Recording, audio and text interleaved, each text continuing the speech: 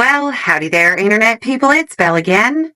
So today, we're going to talk about Trump versus Powell, Economic Triage Edition. Trump took to social media to say that Fed Chair Jerome Powell's departure cannot come fast enough. He believes Powell isn't lowering interest rates fast enough. This was probably sparked by the European Central Bank lowering its rates.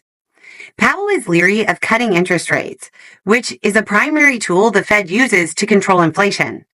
He said, quote, "The level of tariff increases announced so far is significantly larger than anticipated, and the same is likely to be true of the economic effects, which will include higher inflation and slower growth." Powell also indicated that unemployment is likely to go up as the economy slows due to the trade war, and said some of the costs of the tariffs will be, quote, "paid by the public." So, Powell said the prices are pretty much guaranteed to go up, unemployment is expected to rise, and growth is expected to slow. If you were writing a definition for the word stagflation, it would read a lot like his assessment of the future of the U.S. economy.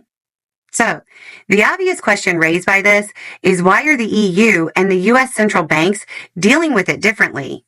Well, since the U.S. is the country imposing the far-ranging tariffs and the EU is having them imposed on it, it would make sense for the central banks to respond differently.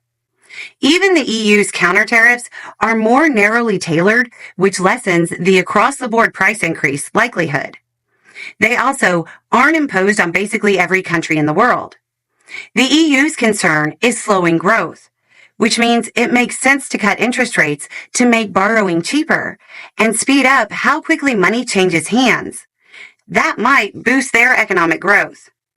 The U.S. has to counter expected slowing growth, higher unemployment, and inflation. Dropping interest rates would increase inflation. Raising interest rates would likely raise unemployment and contribute to slowing growth. This is why stagflation is so hard to get out of. I'll put an explainer video down below. The Fed will likely prioritize controlling inflation and then try to deal with unemployment and growth.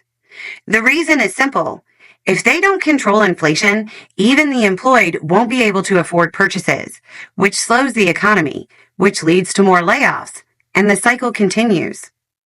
Basically, the Fed is having to triage the anticipated economic injuries.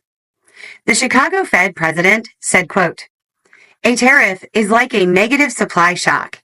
That's a stagflationary shock, which is to say it makes both sides of the Fed's dual mandate worse at the same time. Prices are going up while jobs are being lost and growth is coming down. And there is not a generic playbook for how the central bank should respond to a stagflationary shock." The tension between the Fed and Trump is likely to grow. If a Trump loyalist is placed in the chair who doesn't try to prioritize the economic well-being as a whole, the likelihood of getting out of stagflation quickly is very, very limited. Beyond that, there's been some suggestion of Trump attempting to remove Fed Chair Jerome Powell, a legally questionable move. We talk about how markets hate uncertainty. The word uncertainty will take on a whole new meaning if Trump attempts to remove Powell. There's no telling how badly the market will react. Anyway, it's just a thought. Y'all have a good day.